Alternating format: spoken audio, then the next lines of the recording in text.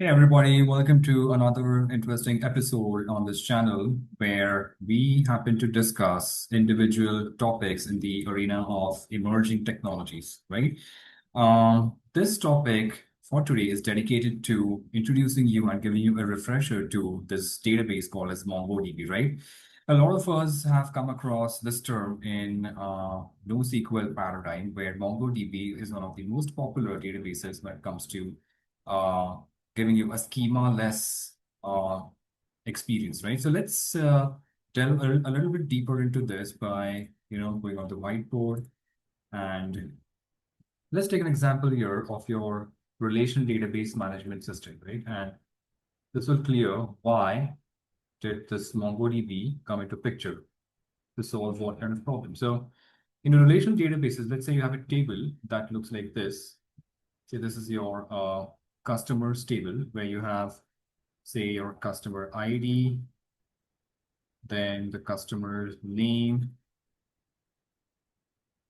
then the customer address, and then the customer contact details, right? So the ID can be 1, 2, 3, something like that. Name can be X, Y, Z, A, B, C. Address can be anything, again, alphanumeric. And the contact can be like either, like, say, an email address, like, say, something abc.xyz @something.com. Or if your contact is, like, say, a telephone number, then you have another column called as, say, telephone number, and this is going to be some, say, 10-digit number here, right? So if you look at this closely, one thing that come across is in an RDBMS, you have each of these columns belonging to its own uh, data type, right? And then you cannot have a value of a different data type in column with one data type. Like, say, for name, you can have only a text value here, right? Or maybe for address, you can have an alphanumeric value. Like for contact, you can have email is going to be a text will be alphanumeric, and this number is going to be purely, say, an integer, right? An integer number. It's a 10-digit number. It's an integer number. So you can't be mixing, like, say, if you want to be including both your email as well as your phone number in one particular column, you cannot be doing that because in RDBMS, every column is defined by its own data type. So you need to have a separate column for that. So now this creates some rigidity in terms of your schema, right?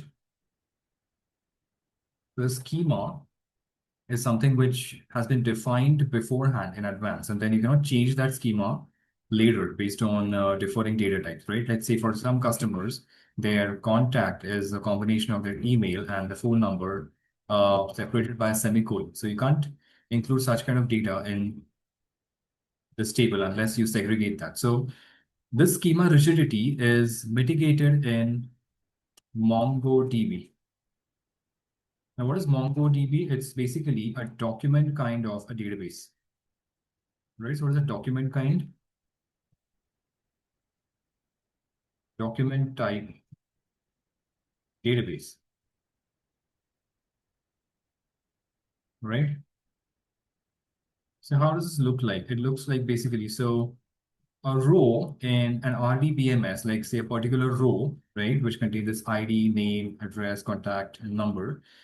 This can be represented as a document. So say you have a document with ID equals, like, say, 7, and then that document looks like this, where within curly braces, this is typically called as a JSON format, right? JavaScript object notation, which basically looks like a dictionary format, like a Python dictionary. So within ID7, you have a document that has a name. This name can be X, Y, Z. The address, this can be something again, say one paragraph or something. And then this contact, right? This contact can also be, uh, it can be either telephone number or an email, or it can be even both. So you can include both your telephone as well as the email in one single value here. This flexibility is given to you by MongoDB. So there's a schema flexibility available in MongoDB, right? That's the first thing. The other thing is, suppose you have another column called as a neighbor, right?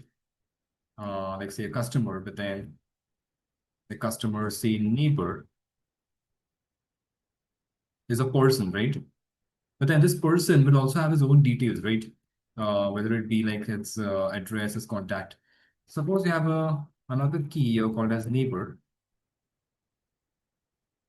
His details can also be a separate document, just like this.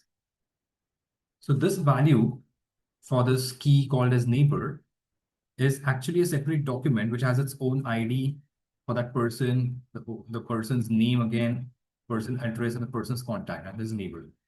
So in this way, you also saw that MongoDB gives you the flexibility to incorporate a document within a document, right? This paradigm in MongoDB is called as embedding.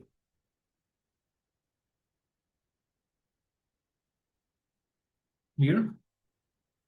So a schema-less